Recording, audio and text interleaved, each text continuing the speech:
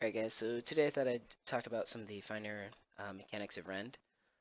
So when I'm playing Kalista, I like to focus a lot on what type of Rend I'm going for. It's always important that whenever you're going to cast Rend, you're either resetting it, or if you're not resetting Rend, if you're just going to cast it normally, um, you're getting as much damage as you can possible. So the way this skill works is that the flat ratio, as you can see here, the 30 plus 51 damage that happens when you rend a target, right? Happens for each each rend cast, I guess, if that makes sense. Um, so if I auto this once and then rend, it does this damage, right? It just does that. If I auto it twice, and then see I rended twice there because I buffered my rend with my auto, then it casts rend twice. Like, duh, makes sense, right? Um, so you always want to make sure if you are gonna rend, even if you're resetting on creeps, that you're running like that, just like that. So you're always getting two rends, right? Um, yeah, just like that, every single time. Something else you can do that I'll show you. Go here and let's get a dummy right there. Like, let's say you're laning with someone here, right? And I'm hitting this creep low. Then see, I throw Pierce like this, and it buffers on Pierce, just like that. So you walk back, buffer Pierce, out of them twice, walk back, auto a creep, rend again, auto creep, Q, rend. You just keep trading with them like that. You just keep just relentlessly trading with rend, as many times as you can.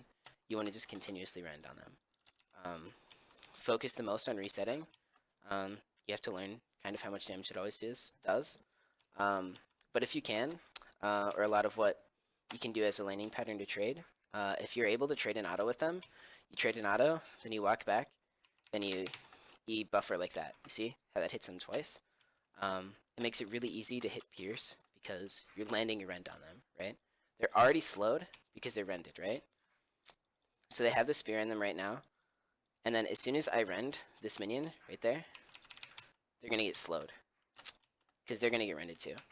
I guess it expired because I was talking, but they get slow too, right? That slow, they get slowing their movement speed by 35% for 2 seconds, right?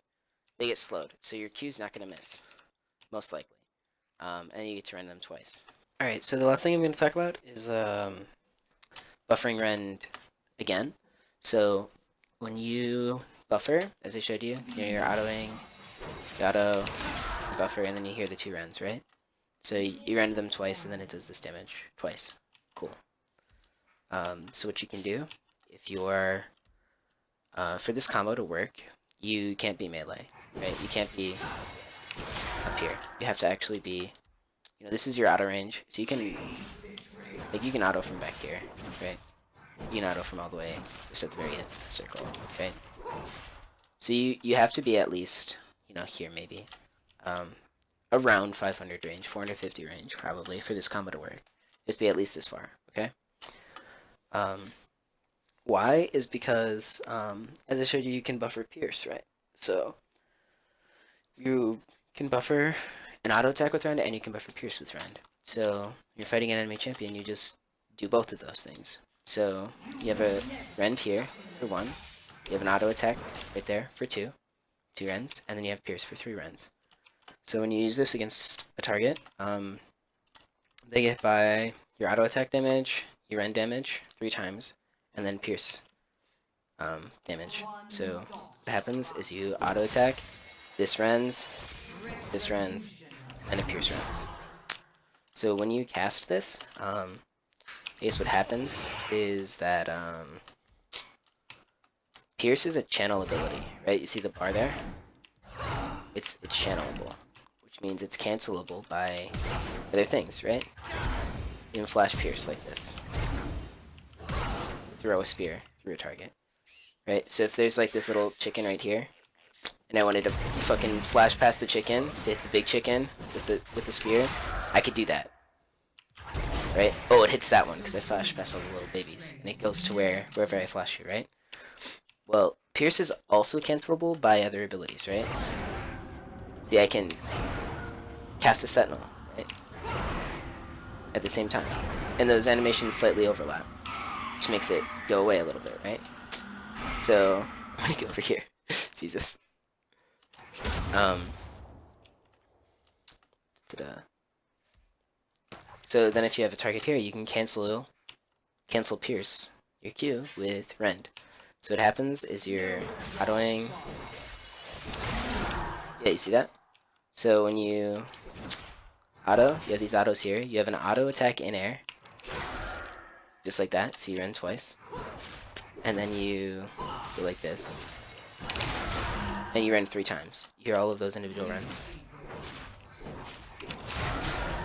So I guess I'll show you when I'm casting Rend. So you're going like this. You're autoing, you're autoing, you're autoing, and then when I'm gonna do this combo, that's when I Rend, I guess.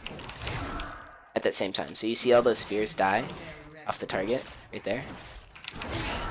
That's the same time I cast Q. So you see the spears there. That's when I'm casting Rend. So most of my Q animation is actually getting covered by Rend. So like that. That's how you do it. So that when the spear hits the target, just like that, you're all 3 runs. So then I'm going to show you guys an example of me doing this in game to do a lot of damage very early on into the match. Okay, so now I'm going to show you an example of this mechanic being used and abused in game. And when this happened, this was playing on... These players are like Diamond 4, I think, playing at D4 or D5 MMR. And they used almost nothing when I did this. I don't think they knew that this exists or didn't really expect it to happen, but Vayne doesn't use heal, Soraka doesn't use exhaust, like they use nothing and just die. So at this point I'm looking to trade. I have Rend reset on Vayne right now, level 2. They're in a really dangerous place. So yes, we'll see how this plays out. So I walk forward, I had Karma Shield, so I'm really looking to trade aggressively, especially since I have pressed the attack. I do a lot of damage. At this point, Soraka has made a huge mistake, and he's kind of fucked. He needs to flash or he needs to exhaust me if he's going to live at all.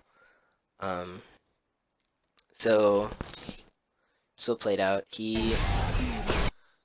This Karma Q is really well placed, this Mantra Q, because it forces Soraka down and away. And when he actually wanders up, he kills himself. At this point, Soraka's actually just dead.